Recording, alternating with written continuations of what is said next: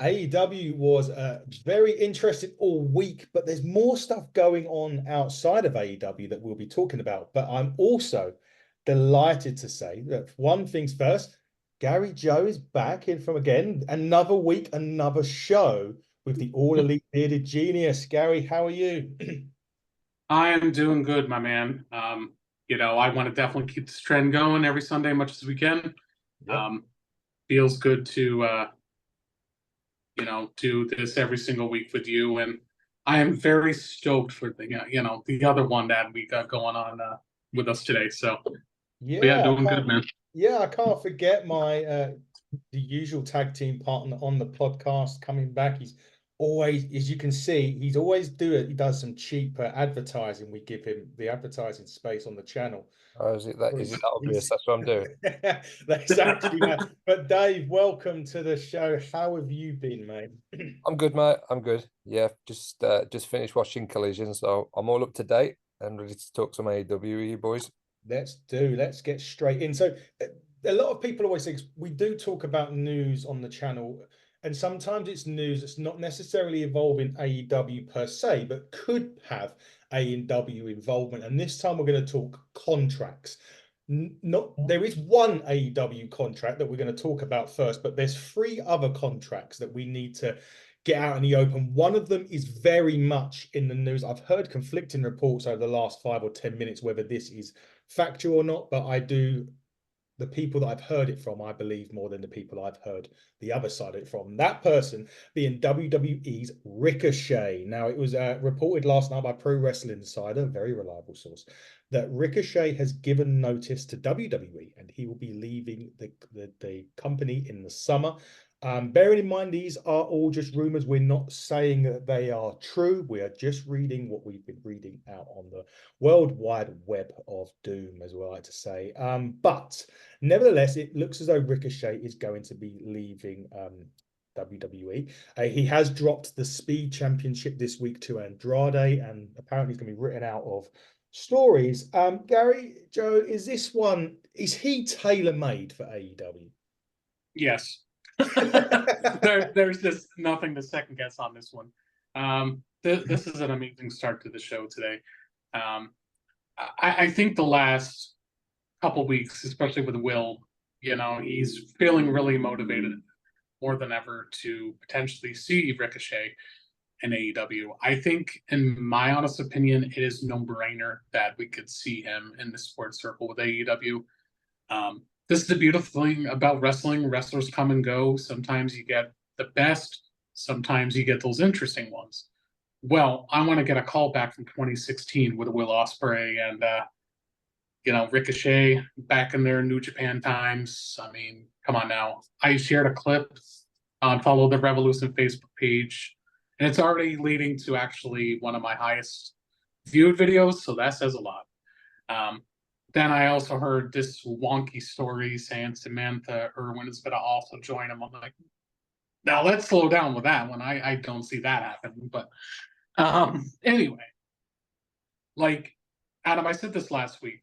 This is one thing that I liked about with the booking with Tony putting the title on Will, just because, again, if he loses against Swerve for the world title, it's not the end of the day because he's still going to be a champion. He's still going to look strong. By defeat, I think this is the match that you need. Like, depending if this is true, which I'm really starting to believe because Ricochet has been teasing about his exit as well. So, depending when his contract, in fact, does end, we're going to see Will Ospreay and Puma. Yeah, that's right. I gotta call him Puma because obviously that's probably what he's gonna go back to. But man, you guys will be so damn spoiled, and that's okay because I'll be so happy for you guys for All In if you get that match. So it's very crazy to think, you know. Some people call it, flips and all this stuff with Ricochet, but there's some talent that really fits AEW's mold, and he certainly could be one of them. Yeah. So It could be for sure. I think he's tailor made for it. I think there's people out there that are tailor made for one or the other. Dave, people that we know on X called Wrestle Chaps have actually asked a question, and it kind of is near enough the same question I just asked my good friend Gary Joe. But they've said, does AEW actually have a place or a need for Ricochet, and is a move to the from the WWE to AEW going to be like not necessarily a sideways step for him, but they don't see, I mean, and maybe I kind of agree with this. I don't necessarily see Ricochet going like world championship or anything like that, but I see him coming to AEW and just literally kind of doing like another Will Ospreay, and there is just a list of talent that you could reel off time and wrestler, where you could just sit there and just let them take our money and just watch awesome wrestling with Ricochet involved. Yeah, I think Ricochet is a perfect fit, ready-made for AEW. But I also think the flexibility with the other companies, your New Japans, your Impacts, the Indies, I think that would be something that Ricochet would be very interested in doing and getting back to loving wrestling. I'm sure he's enjoyed his time in WWE, but it hasn't at times panned out the way it could have or perhaps should have. He's an absolute star and he should be in featured matches more often than not on premium live events. And from my understanding, and I don't watch Raw and SmackDown on a weekly basis, but there seems to be times when he's not too involved in anything of great significance. He's kind of on the card, perhaps in a lower card match, but he's not in too many stories. And I just think for the talent that he has, that's an absolute shame. In regards to Samantha Irvin, I read that as well, Gary. I wouldn't necessarily expect her to leave just because Ricochet did. I know we've seen that in the past, but we've also seen situations where a couple. I mean, you look at Rhea Ripley and Buddy. Regardless of what happens in the future, they've been in separate companies for a long time. So I don't necessarily believe because Ricochet goes, Samantha follows. I think she'll stay where she is. I think she's really highly valued in the company, and she's definitely someone that prominently features on their shows week in, week out. But in terms of Ricochet, wouldn't surprise me at all to see him in AEW, and that match at All In, yeah, you've got me excited for that, Gary Joe. I think if they run that match back from a few years ago, I mean, we could have a different plan for Ospreay in regards to the world title. Who knows? I'm sure the show is kind of planned, but it will be chopped and changes. There'll be injuries. There'll be different things done between now and the end of August. So if all the stars align and we get Ricochet on that show, I think that's a good thing for wrestling in general. Absolutely. And I think, Dave, we sat here probably back end of last year now, probably 6, 7 months ago, and we were saying that 2024 is probably going to be the year where you see a lot of moving between the companies, not even just WWE and AEW, I mean, TNA as well. And one of those names, actually, when I brought up TNA, obviously there is this now sort of allegiance type of thing with WWE, but one of the names that I was just about to bring up when it comes to TNA, and this involves the AEW contract that's coming up very close to, if it's not already done, it's going to be done very, very soon, is that of Jeff Hardy. Dave, for me, I mean, for whatever reason, it never worked. And it didn't work with Jeff Hardy and AEW for whatever reason. And that does happen sometimes. It's nothing to do with bad booking. It's sometimes it may be his personal choices that may have been, brought up in there, or he's made the wrong decision. And sometimes it just doesn't work. And it doesn't seem to have had to work here. But I think, Dave, for me personally, Jeff Hardy would be better off going to join his brother Matt in TNA. I think so, yeah. I mean, there's a number of the ex-WWE guys that haven't really worked out in AEW, and there's a number of AEW guys, the homegrown, if you like, that are kind of finding their footing again. And I think over the next 12 months, we'll see the likes of Daniel Garcia and Jungle Boy Jack Perry. I know he's not Jungle Boy anymore, the scapegoat Jack Perry. There's a number of others. We're getting Ray Fenix in a good match next week with Ospreay, Yeah. and there's a lot of guys that you consider AEW originals that, for whatever reason, they're just a much better fit for the company. Jeff Hardy's somebody that came in, and I think there were plans for the Hardys to have one last kind of tag title run, but because of those personal issues, shall we say, that didn't transpire, and also perhaps there was a bit of a lack of trust there from Tony Khan as to how he booked Jeff moving forward, and subsequently Matt's left. and he's going back to. I haven't watched in the last couple of weeks, but I know he's gone back to his broken character. So that could be a call out to Brother Nero to join him, and I think that would be a better fit at this stage in his career. He's still got a bit of tank left, a fuel left in the tank.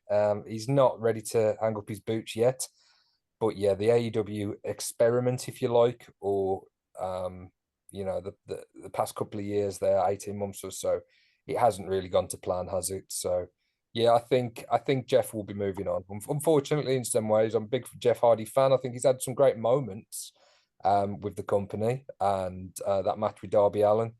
I remember that fondly, but yeah, I think Jeff will be joining his brother.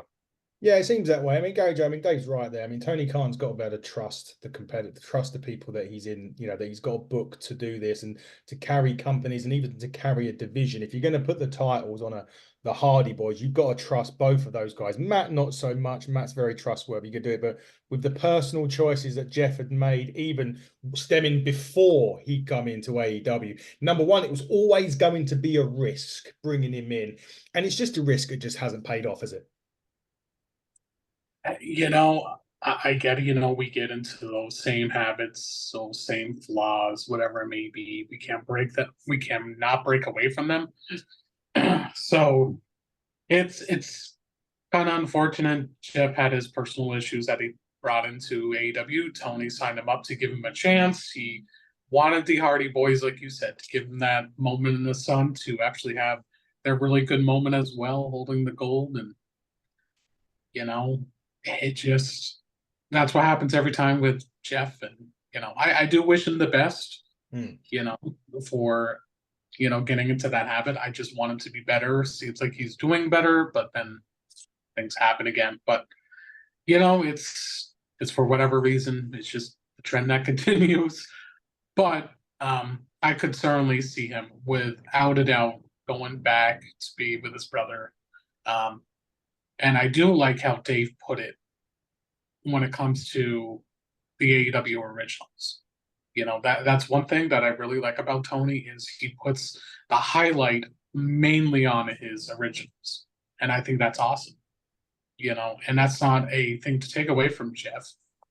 But, I mean, I don't want to sound mean, but I don't think it's a loss with AEW if he does leave, which I easily see it happening each and every day. So yeah, definitely that. Well, we wish Jeff well, and maybe I'll be doing a TNA review in a couple of weeks and saying Jeff Hardy has debuted onto TNA. Who knows?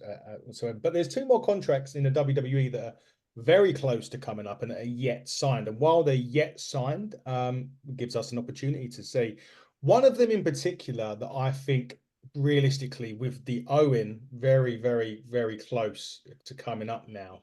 And she did drop a subtle hint this week on WWE TV by saying, quote an Owen line, enough is enough and time for a change, is Natalia. Gary Joe, is that, I'm saying a no-brainer as such, but that could be a really interesting one for AEW because Natalia's got all the experience in the world. She's never really, I don't think, been given like a real opportunity in a WWE. Yes, she's been the champion, but the consistency levels for whatever reason in the booking, not necessarily her performances in the booking, hasn't been great.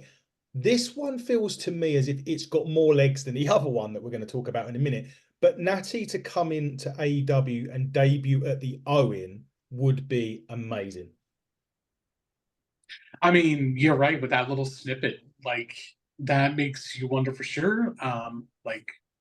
What was it? A couple days ago, another new update reemerged, and she still has not re-signed. I will say this is since with all this contract time, it's quite the crazy time to be a fan because with all the speculated things that could happen, or just in the midst of some crazy things that could potentially happen. Because there was this new thing where if you're released or if you're done with a company, now you can start the next day because they passed a law with that. So you're no longer stuck being on their little 90-day thing. So Could I see that happening? I mean, yes, because it's very ironic that it's right there. Um, I would like to see a little bit more of experience with the women's division. I think Natalia is getting to the tail end of potentially maybe her career, so maybe she could actually be a good coach for the women's division. I say this all the time with AEW, with their stacked women's division. That is, I'm not just saying this, but man, that division is probably one of the best in wrestling right now. AEW is really blooming into that direction, and I love it. Um, so, what better way to give you more experience, like the likes with Mercedes Monet being there, and Natalia would give it a very nice boost. It would be cool. Don't think she's going to necessarily win, but I could see her, in fact, be a surprise entrant for Yeah, sure.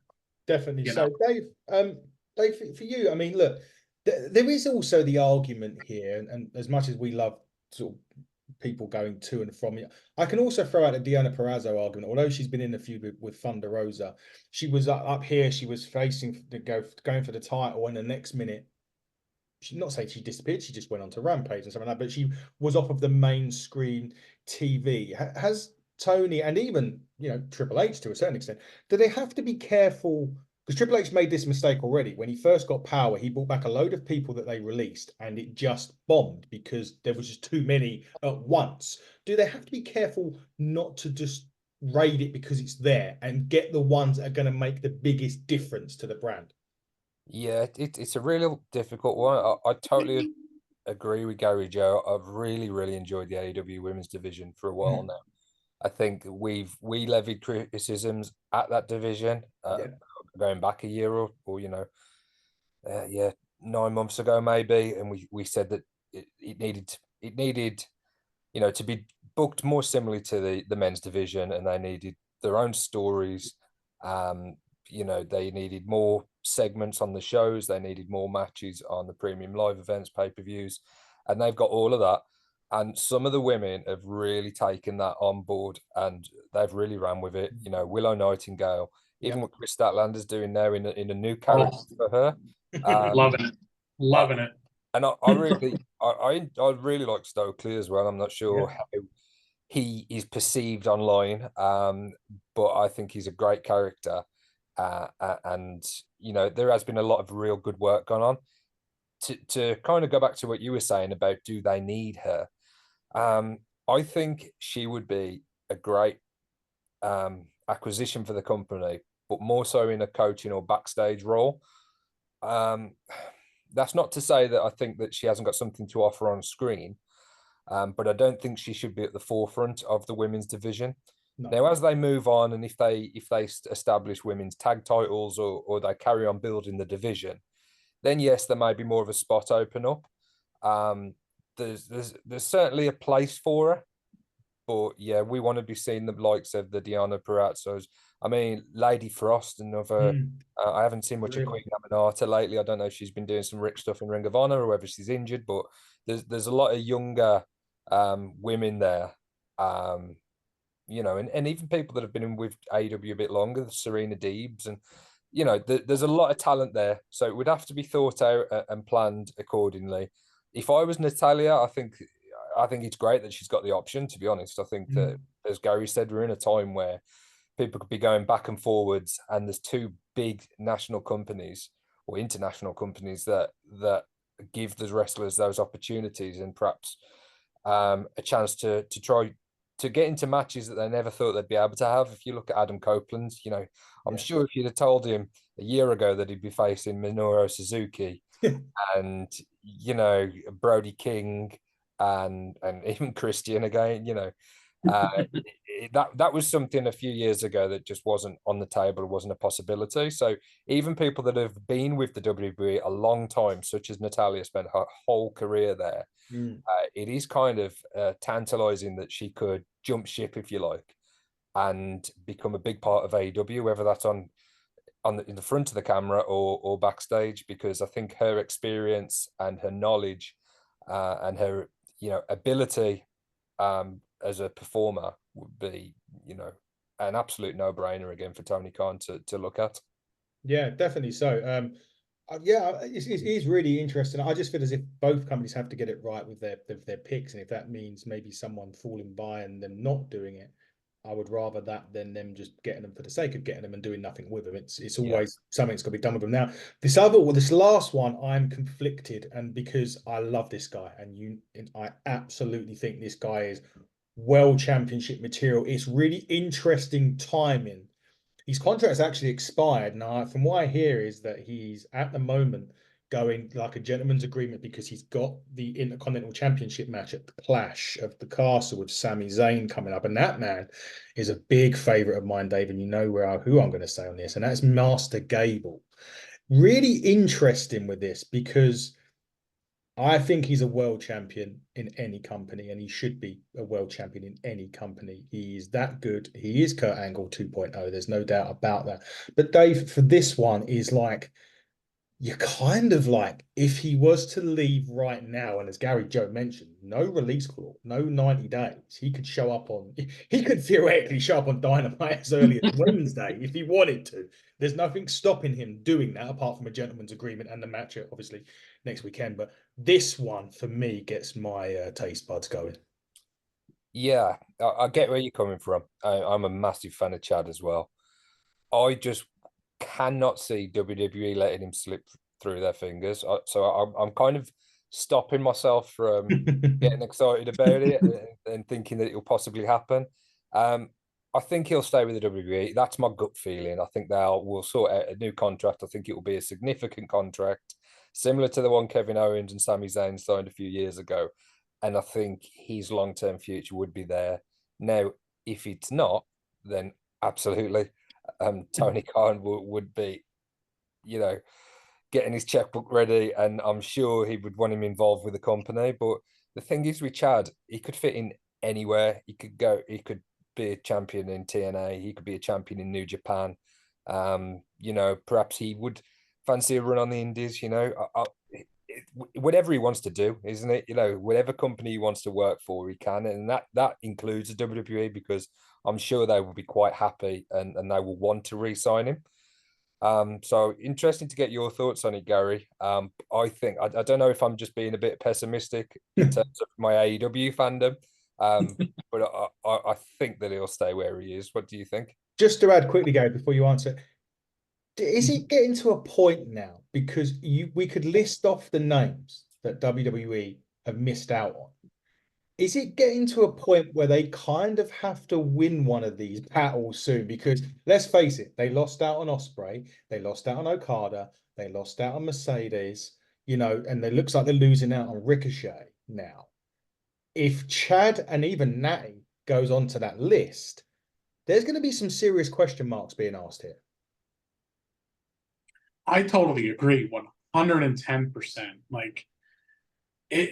Like sure, there's the good thing about NXT, it's developing stars, we know that. Yep. With the likes of like Carmelo Hayes and that Trick Williams, people like that. But at the same time, like, why are you like letting them out of your grasp? But like, I don't seem to understand it. And then somebody makes a dig for Will Ospreay, but I guess he doesn't like the grind, but I digress. Sorry, that's always going to be a thing, isn't it? Yeah.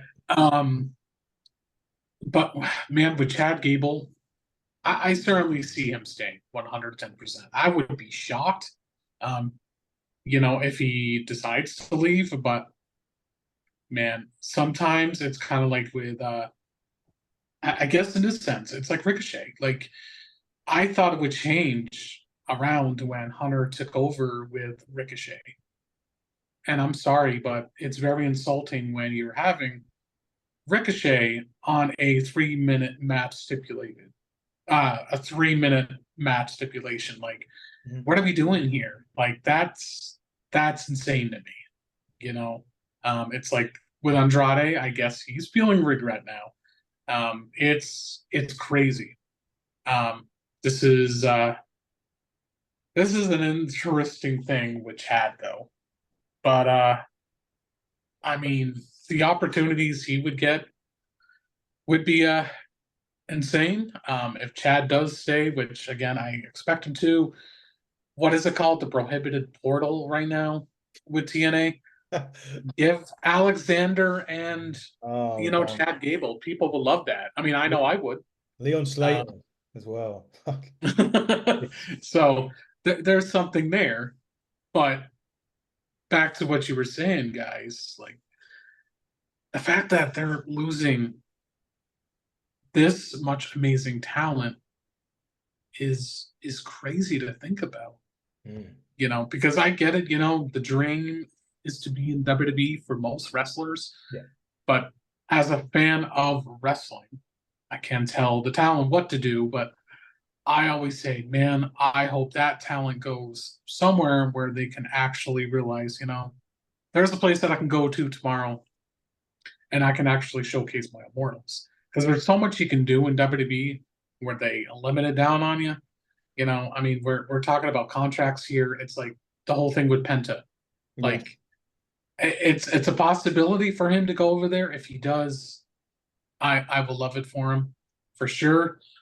But WWE's reputation with Latino talent sometimes is a head scratcher too. Like, what are you doing? Like, your Mexican talent like Andrade and Phantasmo and LWO, it just doesn't make sense. And just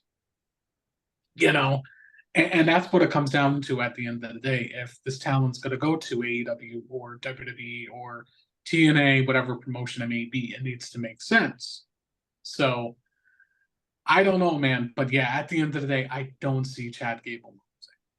What do you think, And Chad? Obviously, you're watching Chad week in, week out. He's been featured in this Intercontinental title story. I think there was a lot of people that wanted Chad to perhaps take that title at WrestleMania prior to Sammy's yeah, booking in it. What do you think about Chad? Do you think he'll stay? Do you think he'll go? Do you think things will get better for him there? The the thing and the beauty of this is, and this is where I'm loving the fact that there is another company now, is that there's an option for people. And that's a key bit for me. Remember back in the day when we was watching WCW and WWF and there was like people showing up week in, week out, it gave people an option. And for so long, when the WWE was on its own, there was nothing. So now this AEW has come along and has been so successful. And let's get it wrong, it doesn't have to make money to be a success. Yeah, you've got to give people opportunity. AEW will make money once that new TV deal comes in, no matter doubt. They'll turn their profit and whatever else. That's an important. The fact of the matter is, it's giving other people an opportunity to go and perform. And as Gary Joe mentioned, maybe without some certain limitations. The Chad Gable one's a mystery to me because number one, why on earth would you let someone's contract like him? I know there was a lot of issues with yeah. TK and stuff like that, but you're not. Are they telling me that no one has got their contracts department has gone, oh, hang on a minute, Ricochet's contract's up, so Chad Gable's contract's coming up. We put him in a feud for the Intercontinental Championship with a pay-per-view literally this weekend coming.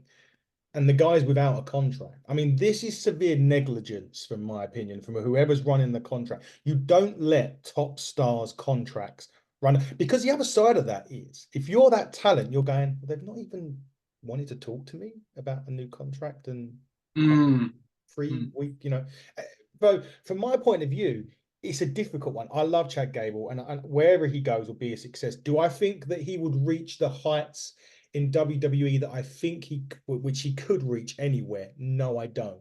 I don't believe he will. I think that they've got too many people, regardless of right or wrongly, but they've got too many people above him in that would take a lot for him to get there. Not because he's not talented, but because you know what they're like when WWE have got their favorites and you've got their favorites there and they won't, they're not going to get over. Chad Gable ain't going to overtake those. The decision Chad Gable has got to make in my mind is, what does he want to do with his career? Is he happy where he is? And he'll earn a nice ton of money. There's no doubt, regardless where he goes, he's financially, he'll be fine. The decision that he's got to make is whether or not he really wants to challenge for the World Championship or whether he's happy going at the Intercontinental level. And that's the decision that he's got to make. And whatever decision that he makes, it will be in his best interests for him. And that's the beauty of it as well. Where do I think he's going to go? Dave, I have no clue. But I just think it's criminal that people like him, people like Ricochet, have just been left to let their contracts expire without. I mean, obviously, we don't necessarily know this, but it's weird how these. I mean, Ricochet gave notice, so he's obviously had a contract offer potentially but he's probably thinking grass maybe greener, or been there 10 years. Natty's been there 10, 15 years. Is it time for a change? But the fact that someone like Gable hasn't even, they've kind of forgotten about him with all of this stuff, for me is criminal. So I think we hear more about contracts now because of yeah. because of AEW and because of there are other options. Because Mm. even pre AEW, wrestlers could have left WWE if they weren't happy, and they could have gone to Impact, TNA at the time, or the Indies. They as you say, that the money wasn't there, the big contract offers weren't there. So there's always been an arrogance about the WWE because they know they're the biggest show in town, still are, and they could call somebody up from NXT. They've got people there that they can fill positions, if you like. So I think you're right. I think it does come down to what does Chad Gable think he can achieve in his career. If he thinks if it's world champion, as it stands right now, he's unlikely to achieve that in the WWE. Whereas if he goes away, it doesn't mean he can never go back. But yeah, it's a fascinating one. Don't get me wrong. I just think they will ultimately, because of how talented he is, and they have invested in him in terms of, he's had his faction, and I know it was a comedy faction at times, and we see a more serious side to Chad now. They obviously rate him because he wouldn't have been in that position if not. But yeah, if they're kind of serious about him staying with the company long term, they're going to have to make him a pretty good offer because he'll certainly be getting them from elsewhere. We'll know this weekend. Put it up. That's simple. See, that was another thing that I was going to say too, guys, is, we all know he is world, like he has the Excalibur of being a world champion for sure, no matter what company that could be, but WWE. And I say that respectfully, and this is where I just thought about it. Like WWE, they have one big habit of what they're doing right now is it's okay to get those bigger than life marquee names. You want to get the best, right? It's kind of like baseball. With Ohtani signing close to $1 billion, you want to get the best asset that's going to really make your company, stand out perfectly. So with WWE, that they have way too much star. And I mean, I'm not saying that's a bad thing, but I know some wrestling fans out there that's saying, well, no, he's going to be a champion because he has to look. Oh, he's going to be a champion because he has an entrance. This person, that person. I'm and that's where WWE is going to get themselves in a little bit of a pickle because, like Jey Uso, for example, is he world champion Excalibur? In my opinion, no, because I love his entrance, the Yeet thing. I don't know that's so over. I don't even know what it means until that started. But then you got the Cody Rhodes, and then you got the CM Punk, you got the Drew McIntyre. One thing I love about AEW in some way is, if you're going to get signed to AEW, you kind of have to work your way up, to be that top dog of the fight. I was talking to my good friend Vicky about this last week. It's amazing to know where Swerve is now because, he signed up, and if I could be honest with you, 3 years ago, I thought it was just maybe another signing for Tony. I thought maybe, he could just stay around that mid-card level. I did not expect him to be a world champion 3 years later, being one of the biggest, most over guys in that locker room. I mean, hey, I'm being biased. He shared another one of my things this week. It was actually my story why I became an AEW fan. A lot of love from that. So for Twitter world, thank you very much. But yeah, it's just, I guess that's another thing that WWE has a little bit of an issue with. You cannot get these more deserving talents out of place. I'm not saying the Intercontinental title is bad for him. No. Because that is a good title. It has shown some good prestigious since, when Gunther was champion, since Triple H took over. It's showing and highlighted as a good title now. But I do agree with you and Dave. I mean, the Cable is in that position where he can be a world champion. Yeah. Like, you know. So sorry, man. I didn't mean to open up a No. big digested thought when I just, This is when it this comes this to is all why I that. like doing podcasts with other people, because staring at a wall, I don't get a response. So it's the fact Try that you doing a guys, podcast on Spotify, just talking to your computer screen you until know, the half an yeah. hour's up. So it's good that I get you guys on and to talk about this. But let's get into AEW now. We spent a long time talking about, WWE contracts and whatever. Let's get into the nitty-gritties now. First things first, Dave. MJF is back. He's signed. Obviously, myself and Gary Joe spoke about this last week. And he's got a target on his back already on the name of Roosh, who I know you really like. First things first, though, Dave. MJF being back and the promo this week, it's just so nice to have him back to himself. Yeah, we're getting authentic MJF, aren't we? We're not getting he's not kind of leading into the babyface stuff or the heel stuff too much. He's just blurring that line. He's somewhere in the middle.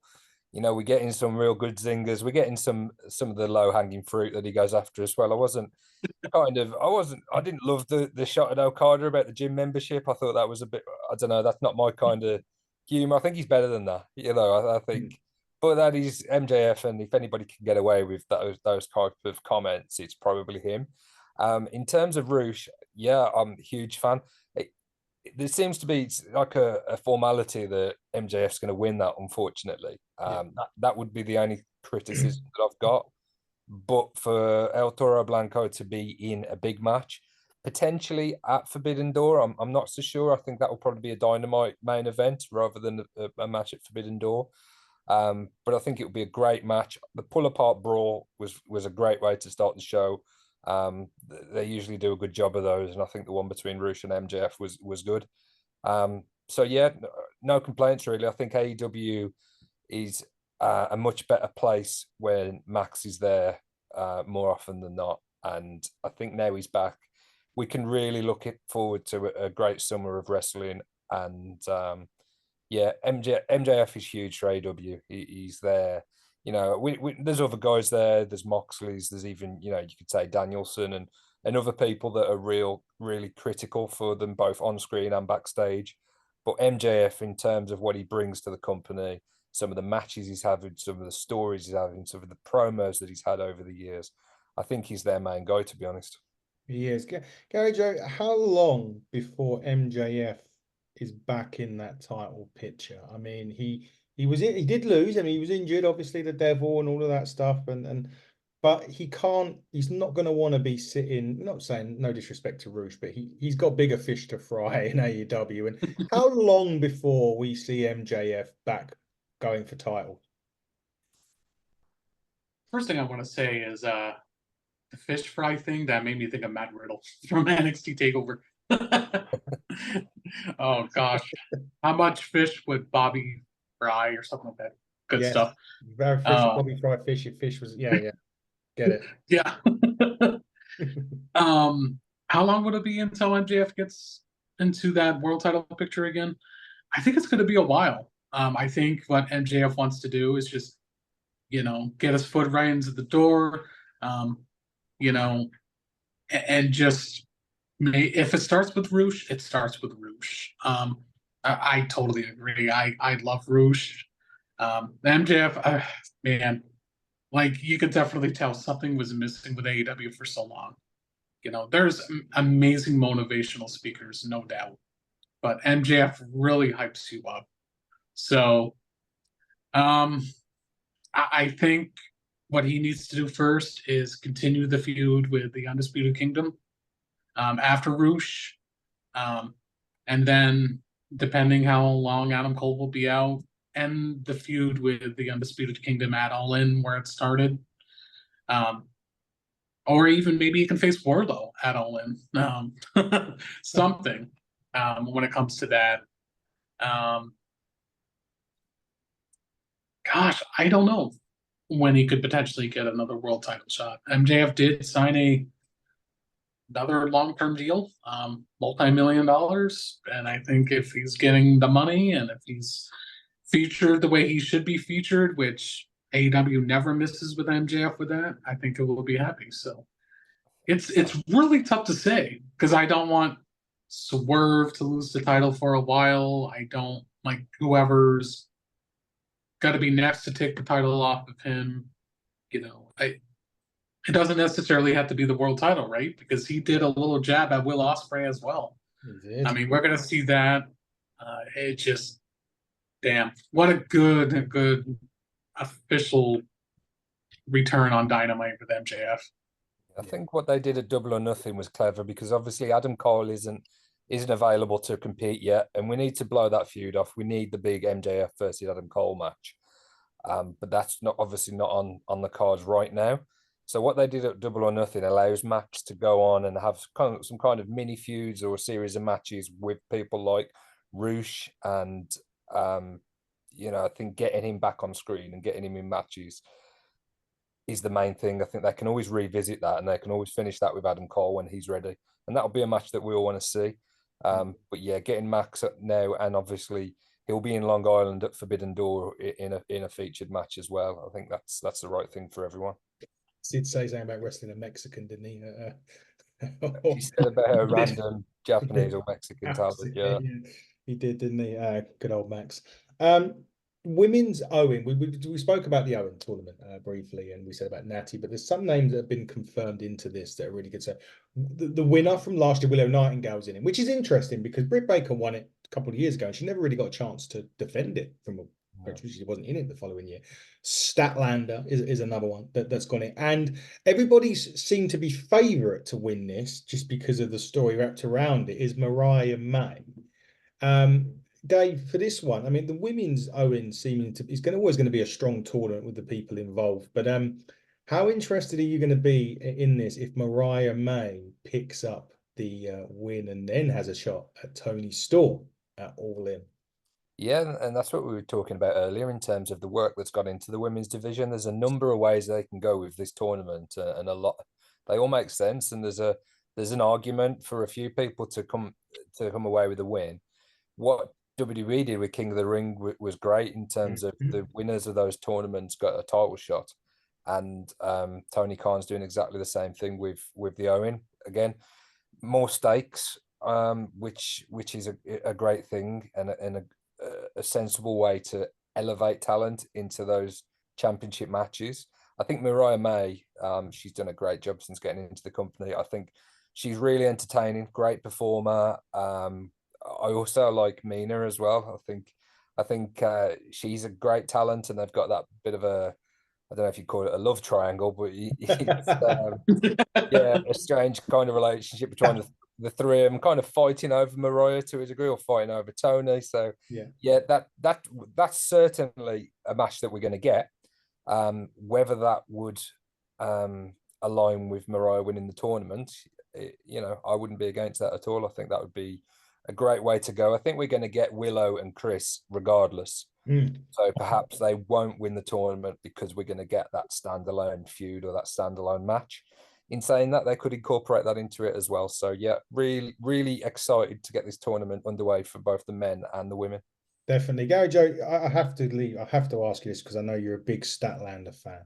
The new theme, the new attitude, lining with Stokely. This is like I'm not saying a career rebirth to Statlander because she's done a lot of things. She beat Jade Cargill when Jade Cargill was on her way out. She obviously lost the title. But this seems to be a very interesting Chris Statlander, and the new attitude of her, I kind of dig at the minute. Yeah, so I mean, that has been a heel before for Creative Wrestling Pro. Her and MJF is really great over there. That's where they started their careers, and her bringing it into AEW.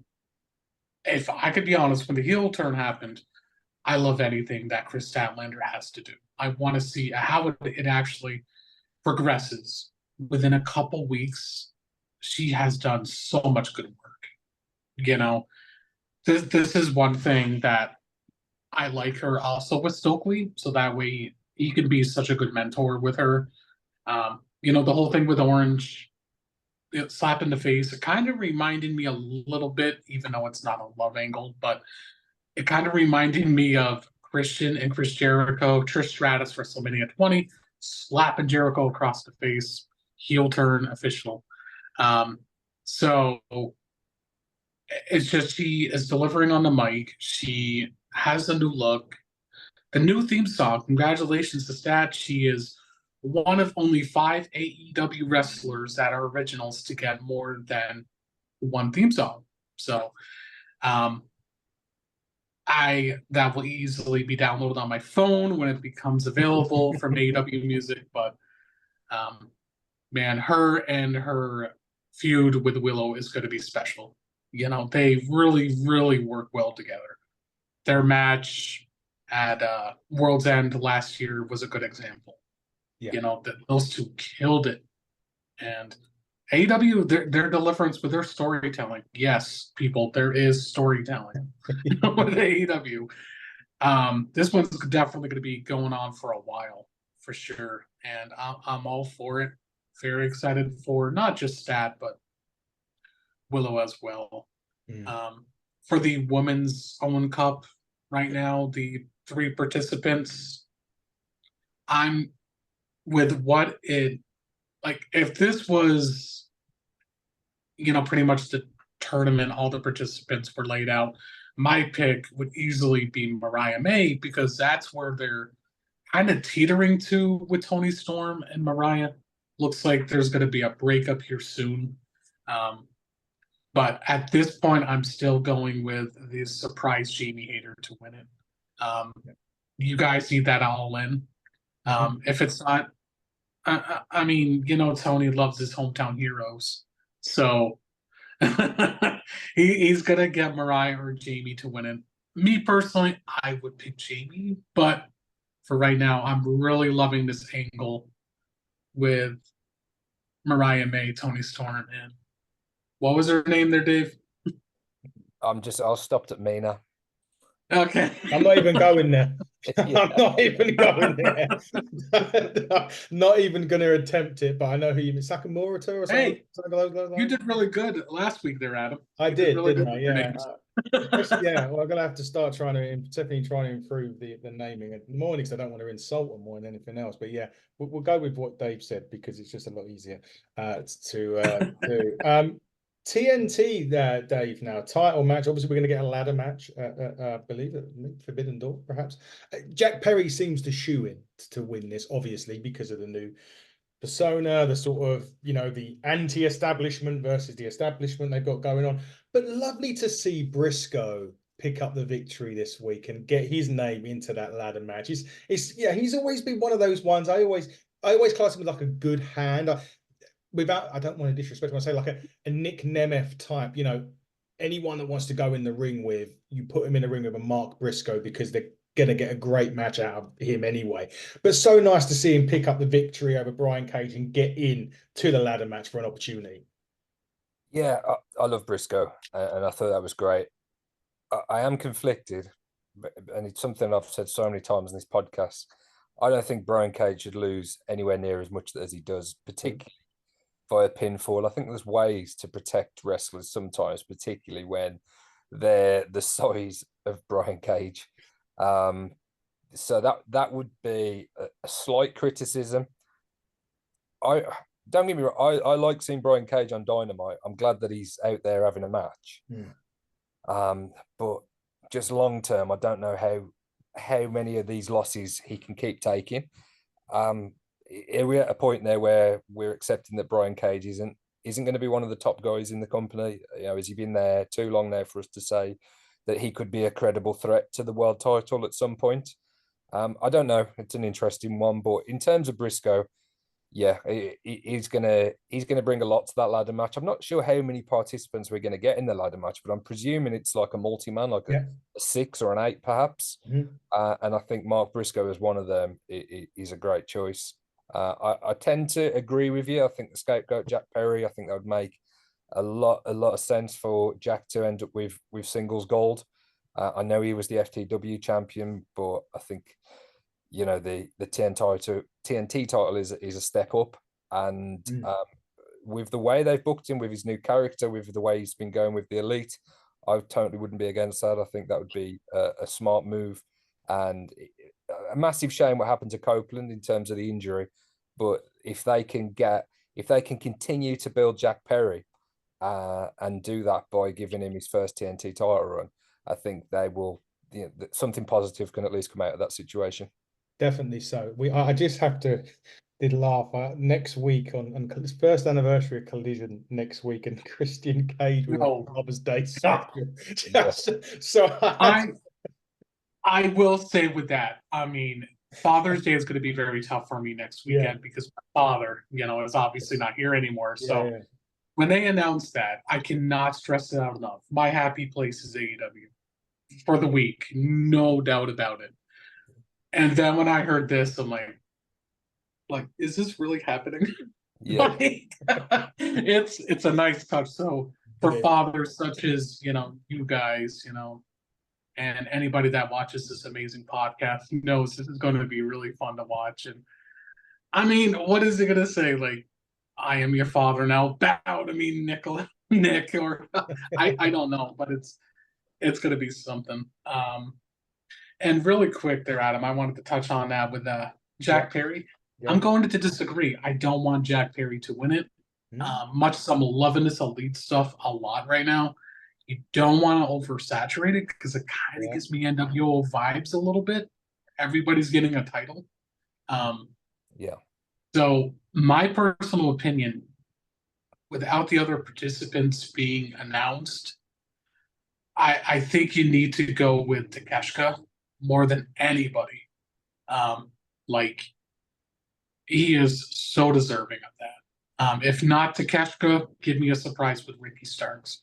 Get him back in the mix. Ricky has been expressing his thoughts with the direction that's going on with him. So, you need to make your roster a little bit happy. So, but yeah, my personal opinion, don't do it with Jack Perry. Also, what Dave was saying about Brian Cage, I do agree. He is one big man that I absolutely love and support. But, he seems to be happy with AEW. He said recently on his podcast that he has 6 more years left on his contract. So, I mean, I don't think he minds it because that's what he signed up for. Yeah, maybe that could well be the case. I'll just go on because Dave, we've got a match coming up at Forbidden Door that was announced on Collision this week, and you may know where I'm going with this, but Orange Bollocks. He's going against one of my favorite wrestlers from the UK, Zack Sabre Jr. in a rematch. They had well, not necessarily a rematch. They had like a multi-person match. They were in the Fatal 4-way, and and now he's going one-on-one with Orange. Dave, this for me, if anything, like, the action's going to be great. Zack Sabre Jr. is probably the best technical wrestler in the world. To go against Orange is great, but it's just the fact that Zack is so vocal when he's in that ring, and he says Orange bollocks quite a bit when he's in the ring as well. But this is going to be outstanding because Orange is so much better than what people actually realize, because the character of Orange is so, like, it's very monotone. It's kick, hands in the pockets type of thing. What people don't realize is not necessarily not all people realize that he is more than just a gimmick. And I think with this match with Zack, it's going to prove to be the case. Yeah, I think the AEW hardcore no, but as Gary said earlier, Statlander slapping Orange to show us that she'd turned heel. That's a Orange is a big character for AEW. He's a big time performer. He has big matches and he's been booked in those prominent positions. Even going back to the triple threat with Kenny and Pac a few years ago, we've seen in the ring that he's a very, very capable performer. And I think we care about Orange a lot more now than the early days. We were entertained by Orange. We always have been. And there was that comedy element, but now we really care about him. And he's our guy, isn't he? He goes out there and he's one of the faces of the company. I think we're going to get a great match with Zack. I'm really pleased that Zack's coming back into the company, and this is what I was talking about before, about the likes of Ricochet, about the likes of Chad Gable. Zack Sabre Jr. can go to Japan, and I'm sure he could have signed with the WWE. I'm sure he could have signed with AEW, but he is having the career that he absolutely wants. You know, he's dictating where he goes, where he wrestles, what he does, and probably how much he gets paid. So to have that open door policy and to see him popping up at Forbidden Door for a match against Orange, where, as you said, Gary, there is a story. You know that it will be over a 12-month story by the point they get to face each other. We saw the video package that said we're not finished, and I love that they're revisiting that with a one-on-one match. I think potential for a match of the night. I know we say that a lot, but I think we'll be saying that about a fair few matches going in for Forbidden Door. I think we're going to have a really, really strong show. And I don't think we're going to be hampered by the injuries that we have in previous years, particularly the first year. I think the second year we got a few of those dream matches. I think this year it's going to be absolutely stacked. It will be. It will be for sure. I can't wait. I love Forbidden Door, but we can't not talk about a match on Collision, Gary Joe, and he opened up the show. I mean, as if anyone wasn't ever going to be surprised. Claudio Castagnoli, Willio, first off, that both of them two doing the crab on the entrance was priceless, as enough as it is.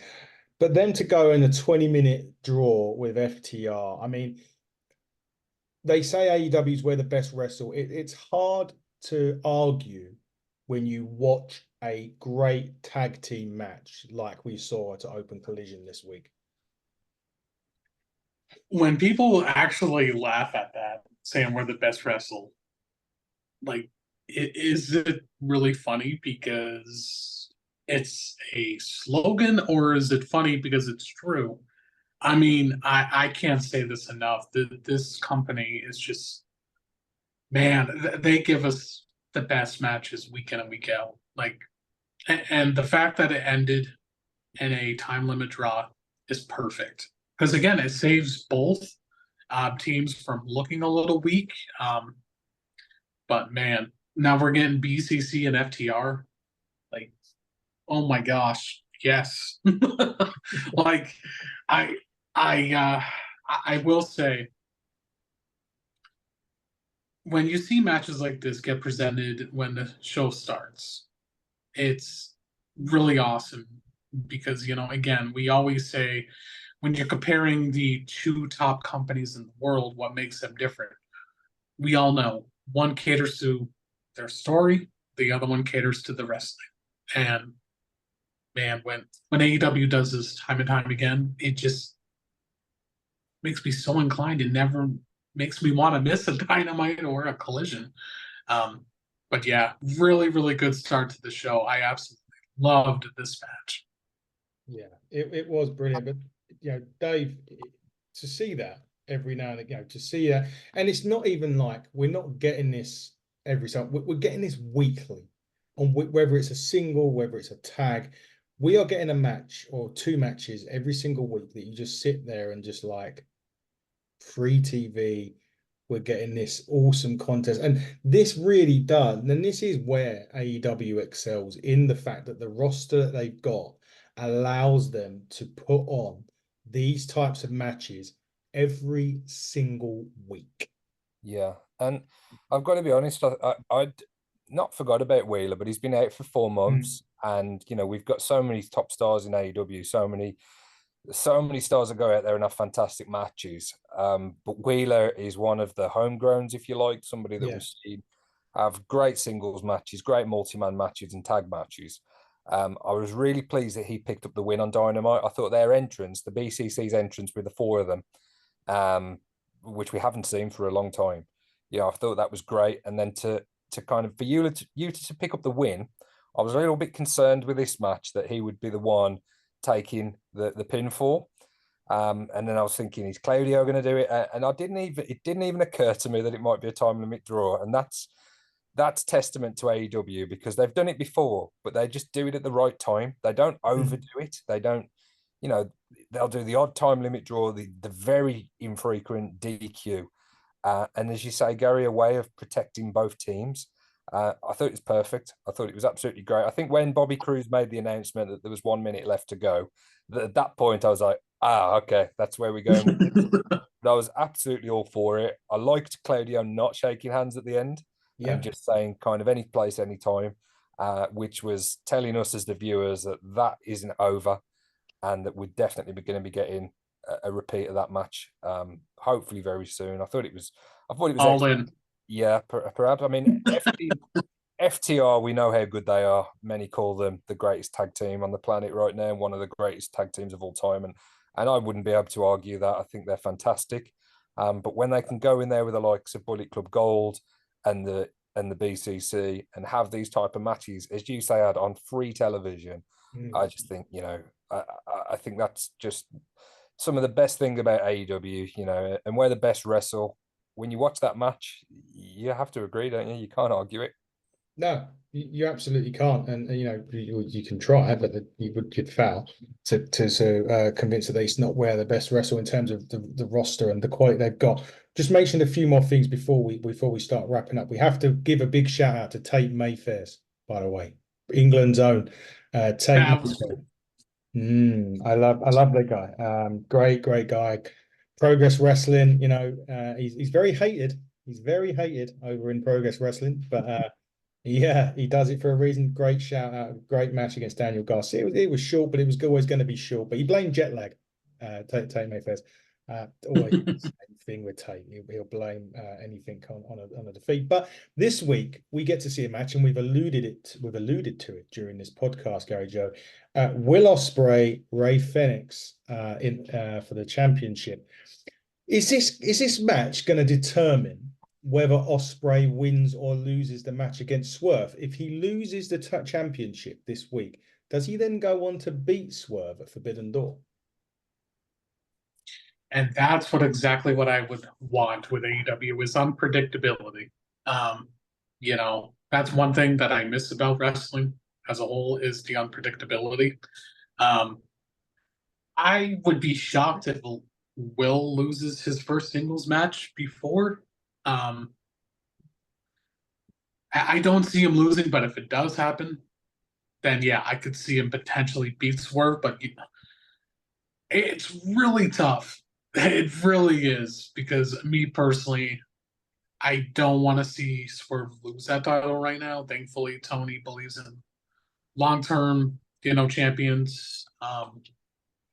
So I don't know. I think if anything, this is a preview for Ricochet and Will Ospreay because of the crazy amount of athleticism that we're going to see in this match. Can't wait for it. I think, like you say, Gary, the unpredictability, they've got me a number of times lately. I mean, they got me this week with Saraya and Mariah May. That is true. Yeah, I mean, I thought that was great for Saraya as well, to start seeing some of the best of her. We forget about her, really, but such a top performer and such a potentially pivotal part of that women's division.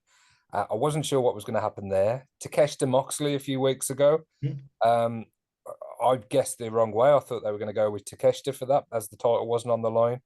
So yeah, to go into this Ospreay Phoenix match, and then to get Ospreay Phoenix on free TV, to get Ospreay Swerve at the pay-per-view. I mean, what have we got to complain about, really? I would expect Will to retain. But as they've shown in recent times, you just never know. You just never know. And with the news that we started the podcast with about Ricochet, what effect could that have on the next few months' booking when it comes to Will Ospreay? Well, the answer to that is we have to stay tuned to AEW and find out and what happens this week. Another match that's been made, for next week's Collision's no DQ, Purrazzo versus Thunder Rosa. So that's a feud, I suppose, a feud ender, really for that one. If it's a no DQ, you would think the feud's going to end on that. Lots of stuff heading into Forbidden Door. But Gary Joe, as we're going to wrap up now, tell us about what's going on your page on the Follow the Revolution. Give us all the lowdown on the stuff that you can tell us about, obviously. Yeah, absolutely. So there's going to be a special giveaway that I will be doing just because I'm near 2,000 followers. Good job for a reboot, I guess, from a hacking, but whatever. Yeah. But yeah, that's going to be going on.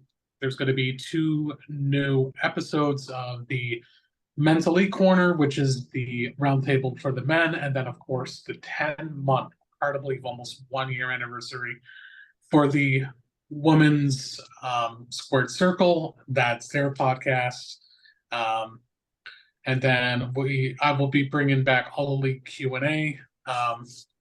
That should be perhaps going on this evening. A lot of people has been asking why I've not done that in a while. Well, just because real life catches up to me.